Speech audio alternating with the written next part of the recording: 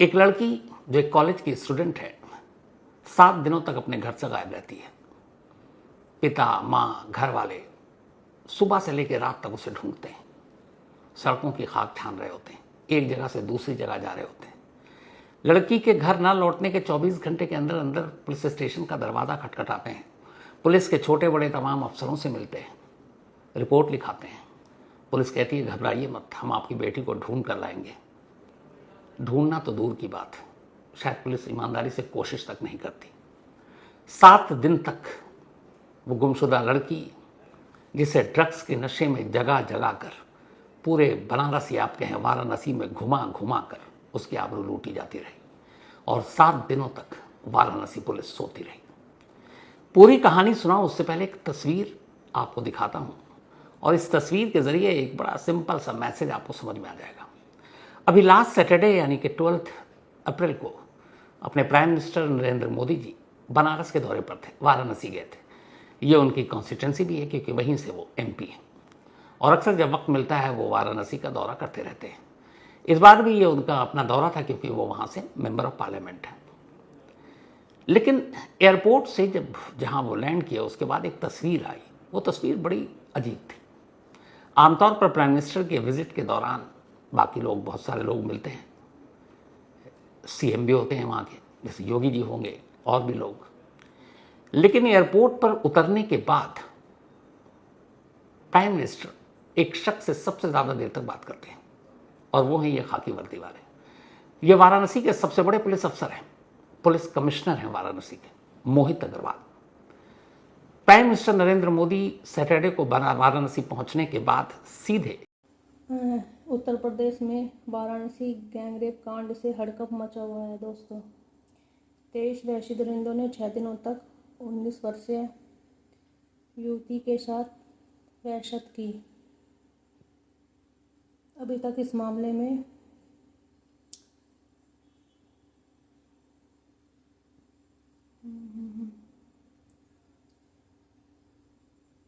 आरोपी पीड़ित लड़की को नशीला पदार्थ खिलाकर कई होटलों में ले गए थे जहां उसके साथ सामूहिक बलात्कार किया गया।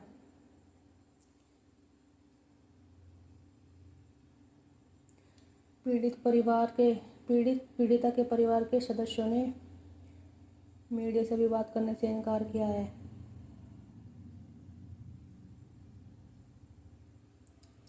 जो उसमें पुलिस अधिकारियों का बयान सामने आया है, उन्होंने कहा कि पीड़िता 29 मार्च को कुछ युवकों के साथ बाहर गई थी। जब वह घर वापस नहीं लौटी तो 4 अप्रैल को उसके परिवार ने शिकायत दर्ज कराई।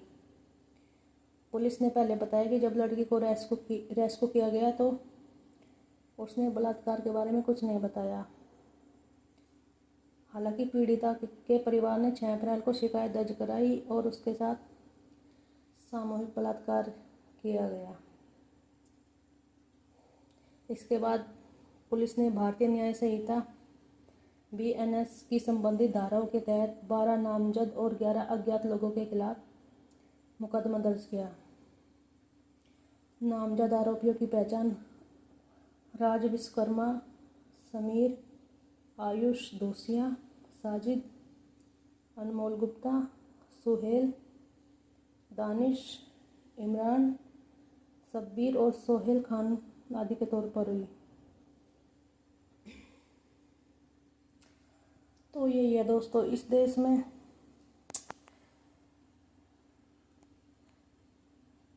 पता नहीं क्या से क्या हो रखा है। कहीं न्याय, कहीं कुछ मिलता नहीं। पुलिस थाने के कोर्ट कचहरी के चक्कर काटो।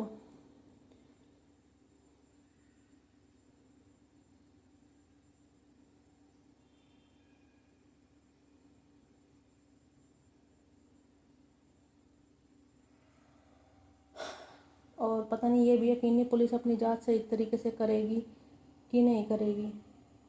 वहाँ के पुलिस कमिश्नर से एक केस के बारे में बात करते हैं, पूछते हैं ये केस क्या है, इसमें क्या हुआ, अब तक क्या हुआ, किन किन लोगों को पकड़ा गया, पुलिस ने क्या किया, और साथ ही ये हिदायत देते हैं कि इस तरह का केस दोबारा ना हो और इस केस में जो लोग शामिल हैं उन्हें कड़ी से कड़ी सज़ा दिलाई जाए। देश का प्रधानमंत्री अगर किसी जगह पहुंचकर उस शहर के पुलिस कमिश्नर से एक केस के बारे में इतनी देर तक बात कर रहे हैं तो आप इसी से अंदाज़ा लगा लीजिए कि ये केस क्या होगा। ये तस्वीर उसी वक्त की है, सैटरडे की। अब अगर प्राइम मिनिस्टर को इस केस के बारे में पूछना पड़ रहा है तो लॉ एंड ऑर्डर अमूमन स्टेट का सब्जेक्ट होता है, ये योगी आदित्यनाथ जी का सब्जेक्ट है। लेकिन चूंकि प्राइम मिनिस्टर वहाँ के लोकल एमपी हैं तो उस कॉन्स्टिट्यूंसी के नाते उनकी भी जिम्मेदारी है। अब ऐसी क्या बात हो गई, ऐसा कौन सा केस है जिसमें प्राइम मिनिस्टर को इतनी दिलचस्पी लेनी पड़ रही और पुलिस कमिश्नर को बाकायदा हिदायत देनी पड़े कि ऐसा दोबारा ना हो। ये वही कहानी है जो शुरू में आपको भी बताया। ये कहानी है ग्रेजुएशन कर रही एक लड़की की। ये लड़की जिसका पिता एक ट्रक ड्राइवर है, अपने बच्चों को पढ़ाना चाहता है। बेटी स्पोर्ट्स में बहुत अच्छी, बैडमिंटन की प्लेयर बनना चाहती थी आगे चलकर, बहुत अच्छी एथलीट थी, घर में सब कुछ ठीक था। लेकिन तभी 29 मार्च की बात है, 29 मार्च, ये लड़की अपने माँ बाप से ये कहकर घर से निकलती है कि मुझे कुछ बुक्स खरीदनी है और बुक्स खरीद कर अभी लौट आएंगे। इससे पहले भी ऐसा हुआ था, अक्सर वो जाती घर से लौट आती। लेकिन 29 मार्च को जब वो किताब खरीदने के नाम पर बाहर निकली, उसके बाद वो लौटी ही नहीं। शाम हो गई। जब शाम हो गई तो घर वालों को फिक्र हुई। शाम से रात हुई तो अब डर सताने लगा। अब घर वाले उसे ढूंढने लगे, मोबाइल बंद, जितने दोस्त थे उनके नंबरों को खंगाला गया, पता चला कि वो तो आई नहीं। फिक्र और बढ़ने लगी। अब जवान बेटी और इस तरह गायब, मोबाइल बंद, किसी भी माँ बाप को फिक्र तो सताई। परेशान माँ बाप अब पुलिस स्टेशन पहुँचते हैं। पुलिस स्टेशन में जाने के बाद वो वहाँ पे एक रिपोर्ट लिखाते हैं और कहते हैं कि हमारी बेटी ऐसे ऐसे घर से निकली थी और उसके बाद से वो गायब है, ना मोबाइल उसका मिल रहा है, ना दोस्तों के पास है, कहीं नहीं है। पुलिस वाले रिपोर्ट लिखते हैं और रिपोर्ट लिखने के बाद कहते हैं ठीक है आप जाइए, घबराइए मत, हम आपकी बेटी को ढूंढ लेंगे।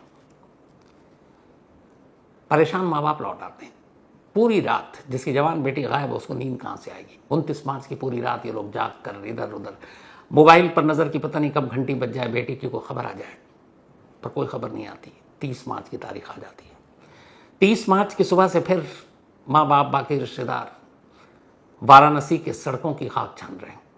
कॉलेज, दोस्त, जितनी भी जगह वो जहाँ जा सकती थी उन सब जगहों पर 2-2, 3-3 बार चक्कर काटा, नहीं मिली। थक हार कर परेशान होकर घर लौट आए। घर लौटने से पहले पुलिस स्टेशन में फिर दस्तक दी कि मेरी बिटिया का कुछ पता चला। पुलिस वालों ने कहा कि आप घबराइए मत, दिलासा दिया, उम्मीद दिलाई और लौटा दिया। 30 मार्च के बाद 31 मार्च की तारीख आई। वही परेशानी, वही दिल में दुखदुखी, वही डर, वही खौफ, नतीजा कुछ नहीं। फिर थक हार कर पुलिस स्टेशन गए। पुलिस वालों ने फिर दिलासा दिया, लेकिन नतीजा कुछ नहीं। इसके बाद 1 अप्रैल की तारीख आई, वो भी गुजर गई। 2 अप्रैल की तारीख आई, वो भी गुजर गई। 3 अप्रैल की तारीख आई, वो भी गुजर गई। 29, 30, 31, 1, 2, 3, 6 दिन बीत गए, 6 रातें बीत गई। एक लड़की अपने घर नहीं लौटी, ना उसकी कोई खबर लौटी। लेकिन अब भी हर बार पुलिस वालों का यही जवाब कि आप बेफिक्र रहिए, हम लोग पूरी कोशिश कर रहे हैं। एक आम घर की लड़की, मीडिया, सोशल मीडिया में कोई ऐसी चर्चा भी नहीं, और आजकल पुलिस भी वैसे ही जागती है जब मीडिया, सोशल मीडिया में कुछ हंगामा होता है। उन्हें लगा और भी केस है ज़माने में, क्या इसके चक्कर में पड़ूं। पुलिस का वही रवैया। इसके बाद 7 अप्रैल की तारीख आती है, लड़की की गुमशुदगी का 7वां दिन। अचानक उस गुमशुदा लड़की के मोबाइल पर घंटी बजती है। पहली बार थाने से फ़ोन आया। पिछले 6 दिनों में एक भी फ़ोन नहीं किया घर वालों को किसी पुलिस वाले ने। 7वें दिन 4 अप्रैल को पुलिस फ़ोन करती है पिता को और कहती है आप फ़ौरन थाने आइए, आपकी बेटी का पता चल गया। बदहवास परेशान बाप उसी पल भागकर पुलिस स्टेशन पहुंचता है। जब वो पुलिस स्टेशन पहुंचता है तो देखता है कि ये लालपुर थाने का मामला है। उसकी बेटी थाने में एक जगह बैठी है, लेकिन होश में नहीं है। ऐसा लगता है जैसे किसी नशे की जद में है। पुलिस वाले बाप को उसकी बेटी को दिखाते हैं और फिर एक कमरे में बिठा रखा था। उसके बाद कहते हैं कि आपकी बेटी शायद इस वक्त होश में नहीं है, नशे में है, पर आपकी बेटी मिल गई, जिंदा मिल गई, सही सलामत मिल गई, आप खुश हो जाओ और अपनी बेटी को घर ले जाओ। ये कहकर पुलिस ने अपनी जिम्मेदारी से अपना दामन छुड़ा लिया। बाप इस बात पे खुश था कि उसकी बेटी मिल गई, लेकिन बेटी की हालत देखकर वो घबराया हुआ। फिर भी अपनी बेटी को लेकर किसी तरह वो घर पहुंचा। घर पहुंचने के बाद थोड़ी देर तक बेटी वैसी ही रही।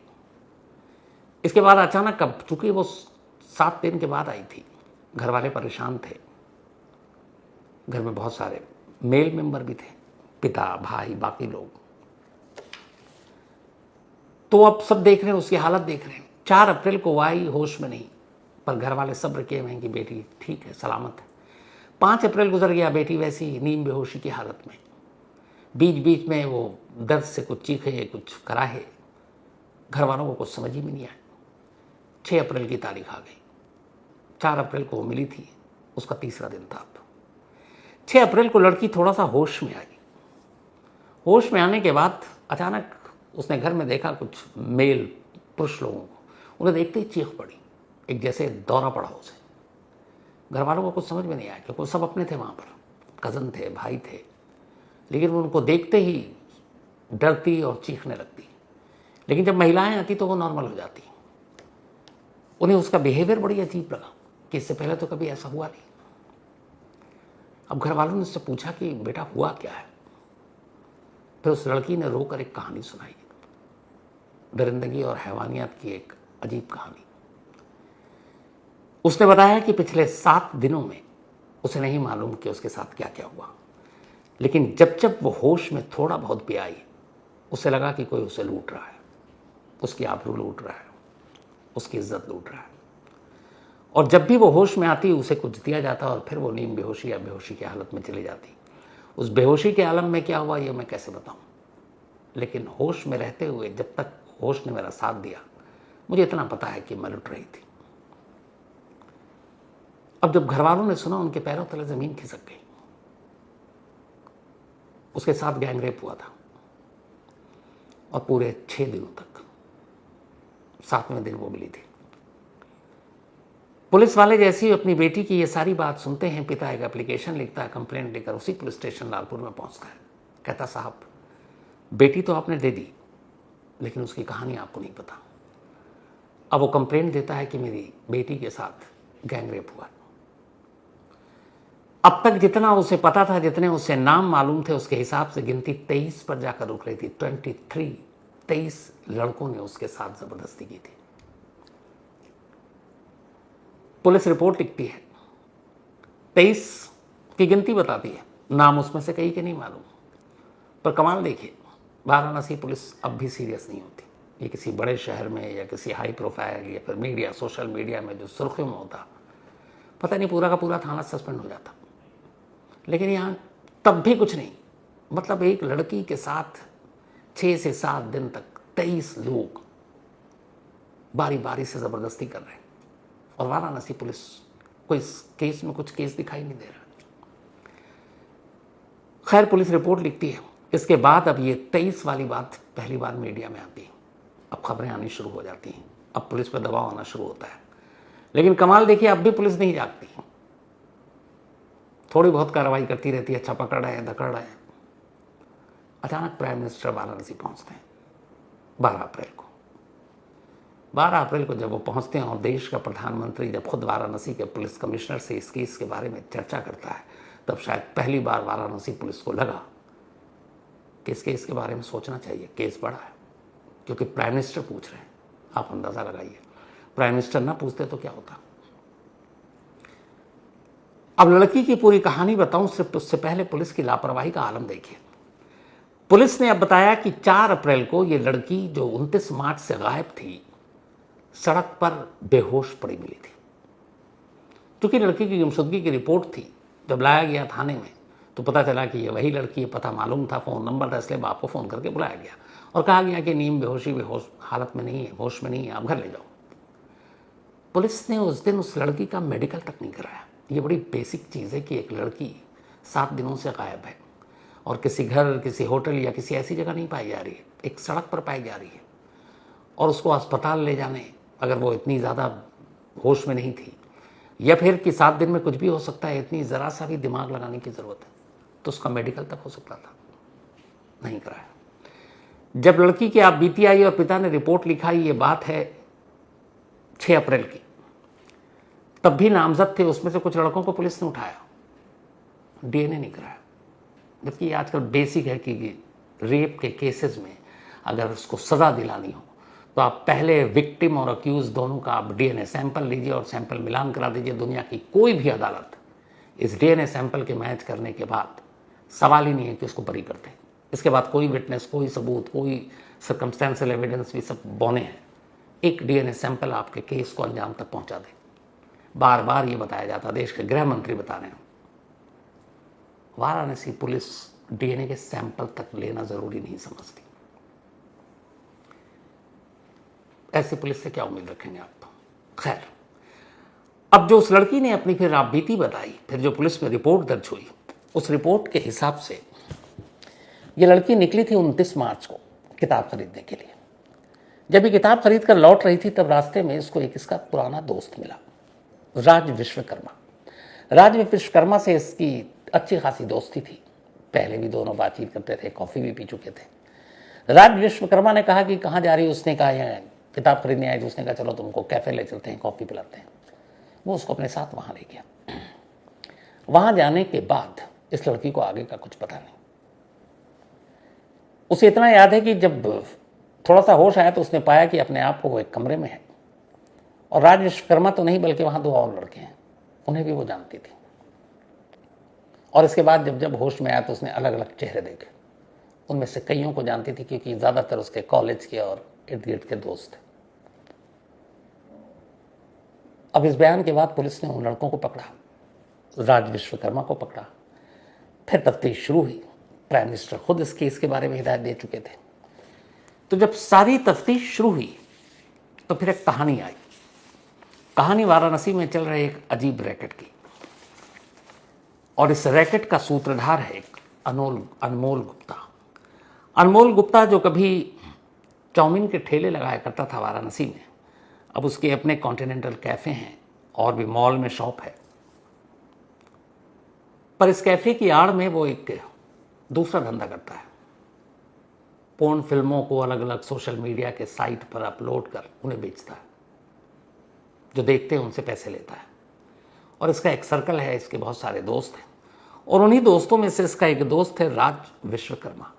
राज विश्वकर्मा ने अनमोल गुप्ता से उधार ले रखा था, पैसे लौटा नहीं रहा था। अनमोल गुप्ता ने कहा कि अगर तू पैसे नहीं लौटा सकता तो एक काम कर, तू किसी लड़की को लेकर आ और कैफ़े में फिर उसके साथ ज़बरदस्ती होगी, उसकी फिल्म बनेगी, उसको अपलोड करेंगे, उससे पैसे कमाएंगे। और ये काम वो पहले से कर रहा है। इससे पहले भी उसके ऊपर 2020 में इसने जब ये दुकान किराए पर लिया था, उससे पहले भी इसके ऊपर एक केस था। तो अब राज विश्वकर्मा लेकर आया। राज विश्वकर्मा ने अपना कर्ज चुकाया, लेकिन उसके बाद राज विश्वकर्मा जब कमरे से बाहर आया तो उसके 2 दोस्त उसी वक्त उस कैफ़े में थे। उन्होंने कहा कहाँ से आ रहा है? उसने कहा कमरे से। उन्होंने कहा मैं भी जाऊँगा। अब वो दोनों उस कमरे में पहुँचे। लड़की बेहोशी के आलम में थी क्योंकि उन्होंने उसको ड्रग्स दे दिया था। इस ड्रग्स की जद में वो लड़की थी, कोई होश नहीं, और उन्होंने उसका फ़ायदा उठाया। उन दोनों ने भी उसके साथ ज़बरदस्ती की। इसके बाद एक एक कर उस लड़की को उस जगह से निकाला। वाराणसी के अलग अलग कैफ़े, अलग अलग होटल, अलग कमरे पर 29 मार्च से लेकर 3 अप्रैल की रात तक उस लड़की को घुमाते रहे। और इस दौरान 23 लोगों ने उस लड़की के साथ बारी बारी से उसकी असमत लूटी। वाराणसी शहर के अंदर कैफ़े में, होटलों में, कमरों में। और कमाल ये देखिए कि 29 मार्च से इस लड़की की गुमशुदगी की रिपोर्ट इसी वाराणसी के पुलिस स्टेशन में दर्ज है। और उसी वाराणसी शहर में उस लड़की को घुमा घुमा कर, किसी एक जगह पर छुपा कर रखा नहीं गया, घुमा घुमा कर उसकी आबरू लूटी जा रही है। वाराणसी पुलिस को इसकी भनक तक नहीं।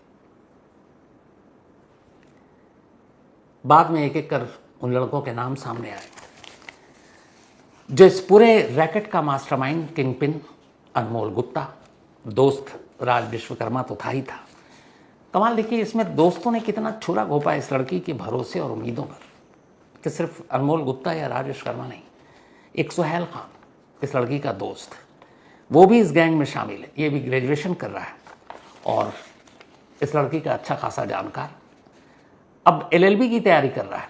अनमोल के कैफ़े में जाता था, अनमोल का एजेंट बन गया। ऐसी लड़कियों को वहाँ तक पहुँचाना, अलग अलग कमरों तक, कैफ़े तक, और फिर उनके वीडियो बनाना, उन्हें ब्लैकमेल करना और फिर उसको सोशल मीडिया पर अपलोड कर पैसे कमाना।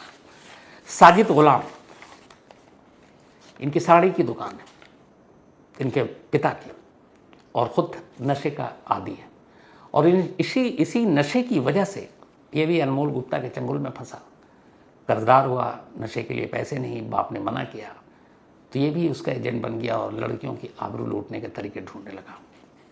आयुष सिंह, मैकेनिकल इंजीनियरिंग, ये एक प्राइवेट कॉलेज से आईआईटी की पढ़ाई कर रहा है, ये भी उस कैफ़े में जाता था। ये कैफ़े ऐसा था जिसमें खाने पीने की भी चीज़ें थी और कंप्यूटर और बाकी सारी चीज़ें, जो साइबर कैफ़े होता है, तो वहाँ पर भी ये अपना नेटवर्क बढ़ाता और इसी कैफ़े में लड़कियों के साथ ज़बरदस्ती करता। तनवीर उर्फ समीर, ये एक कार मैकेनिक है, कार की रिपेयरिंग करता है, लेकिन असली कमाई इसका अनमोल गुप्ता के इसी रैकेट से है। लड़कियों को लाना, उनकी फिल्में बनाना, उनके साथ ज़बरदस्ती करना और फिर पैसे कमाना। इमरान, ये 12 तक पढ़ा हुआ है और जो बाकी के एजेंट कैफ़े तक या कमरों तक या होटल तक जिन लड़कियों को ले आते, तो उनकी तस्वीरें उतारना और वीडियो शूट करने का काम ये करता था, और ये अलग से भी उन्हें ब्लैकमेल करता था। दानिश अली, इसकी उम्र सिर्फ 20 साल है अभी। दानिश अली चैट करता और चैट के ज़रिए नई नई लड़कियों को गुमराह करता और उन्हें इस कैफ़े तक लाता और फिर ये भी उनके वीडियो बनाता और तस्वीरें बनाता। इसके मोबाइल से 18 से ज़्यादा लड़कियों की तस्वीरें और वीडियो मिले। शब्बीर आलम, ये वाराणसी में कपड़े की दुकान पर काम करता है। पहली बार अपने एक दोस्त के साथ कैफ़े में आया था, नशे की लत लग गई और इसी नशे की लत ने इसे दलाली के धंधे में उतार दिया। 11 लड़के अभी अरेस्ट हो चुके हैं, 12 को अरेस्ट करना बाकी है। पुलिस के हिसाब से इस केस में 12 लड़कों को इसलिए अभी बहुत सारों की शिनाख्त भी नहीं हुई क्योंकि जाल इतना था कि एक जगह जाता तो दूसरे को पता नहीं चलता। नशे के आलम में लड़की, कईयों का उसने चेहरा नहीं देखा, लेकिन इनकी गवाही से पता चलता है कि इन 6 दिनों में 23 लड़कों ने उसके आबरू लूटी थी। अब जब प्राइम मिनिस्टर पहुंचे हैं तो पुलिस को पहली बार ख्याल आया कि एक मजबूत केस बनाना है तो इन लड़कों को इनकी मेडिकल भी कराई जाए, इनका डीएनए सैंपल भी दिया जाए, वरना इनको उठाकर जेल भेज दिया गया था बिना मेडिकल, बिना डीएनए सैंपल के। और अब मामला चुका है, हाई प्रोफाइल हो गया है, मीडिया में सुर्खियां बन रही हैं और कहते हैं कि ये एक बहुत बड़ा रैकेट है। अलग अलग रिपोर्ट्स के हिसाब से अनमोल गुप्ता है उसके पूरे गैंग के पास से 4000 से ज़्यादा मोबाइल में जो तस्वीरें और वीडियो मिले इन लड़कियों के, आप अंदाज़ा लगाइए। और इनमें से एक बड़ी तादाद वाराणसी में पढ़ने वाली शायद स्टूडेंट है। उनकी ज़िंदगी पर क्या असर पड़ेगा। और वाराणसी पुलिस इतने बड़े रैकेट, इतने बड़े केस में जिसमें एक लड़की 6 महीने तक, 6 दिन तक गायब है, बेसिक अपनी तफ्तीश नहीं करती, बेसिक पुलिसिंग नहीं कर पाती, बेसिक इन्वेस्टिगेशन नहीं कर पाती, फिर क्या होगा। दुआ यही कि ऐसे तमाम लोग, और इसमें सारे हैं, स्टूडेंट हैं, कारोबारी हैं, बिजनेसमैन हैं, बेरोजगार हैं, ड्रग एडिक्ट है, हर तरह के लोग हैं, लेकिन एक मकसद के लिए सब एक साथ हैं, पैसे कमाना, ड्रग्स लेना। और उसके लिए न मालूम कितनों की इज्जत के साथ ये लोग खेल चुके हैं। ऐसी कहानियाँ बड़ी अफसोसनाक होती हैं और गुस्सा इसलिए आता है कि कहते हैं कि एक मर्डर हो जाए ना, किसी का कत्ल, तो आदमी एक बार मरता है। जिसकी आबरू लूटी जाती है ना, वो जब तक जिंदा है वो हर दिन मरती है। और इस लड़की के साथ एक और इशू ये भी था कि ये बीमार थी, इसे पीलिया था, हेपेटाइटिस बी है, और अब इसीलिए बाकी सारे जो 23 नाम हैं, 11 तो पकड़े गए, 12 पता नहीं, उनका भी टेस्ट होगा मेडिकल, क्योंकि हेपेटाइटिस बी फैलता है आप उसके, अगर उसके पेशेंट के संपर्क में आते हैं। तो एक चीज़ तो और भी है इस केस में, मुकदमे में बड़ा आसान है ये कि जिन जिन को ये फैला, उससे लगा, सारे एक्यूज्ड हैं। तो सोचिए, एक बीमार लड़की, हेपेटाइटिस बी की शिकार, जिसको जॉन्डिस, पीलिया हुआ है, उसने वो 6 रातें कैसे काटी होंगी, आप ही अंदाजा लगाइए। और कमाल वाराणसी पुलिस, मतलब पुलिस के ऊपर बहुत सारी उंगलियां उठाई जाती हैं। कई लोग शिकायत करते हैं कि ऐसा भी नहीं है, लेकिन ऐसे केस में फिर क्या सफाई दी जाए? अगर देश के प्राइम मिनिस्टर को उस शहर के कमिश्नर को बताना पड़े, पूछना पड़े, तो फिर क्या? वरना यही प्राइम मिनिस्टर कहते कि वेल डन, आपने बड़ा अच्छा काम किया, आपने बहुत वक्त में केस सुलझाया, आपने उस लड़की के दोषियों को सजा दिलाई, पकड़ लिया वक्त से पहले, ये बोला जाता। लेकिन अगर ये बोल रहे हैं देश के प्राइम मिनिस्टर कि इसमें आपने क्या किया, एक्शन लीजिए, सजा दिलाइए, जो बाकी कहाँ है उनको पकड़िए, तो फिर वाराणसी पुलिस के टॉप से नीचे तक सारे पुलिस वालों के लिए एक सवाल या निशान। तो दुआ यही कि इसमें जितने भी बाकी दोषी हैं वो जल्द से जल्द पकड़े जाएं और ऐसे लोगों को सच में कड़ी से कड़ी सजा मिलनी चाहिए। इनके लिए तो कोई रहम की गुंजाइश ही नहीं होनी चाहिए।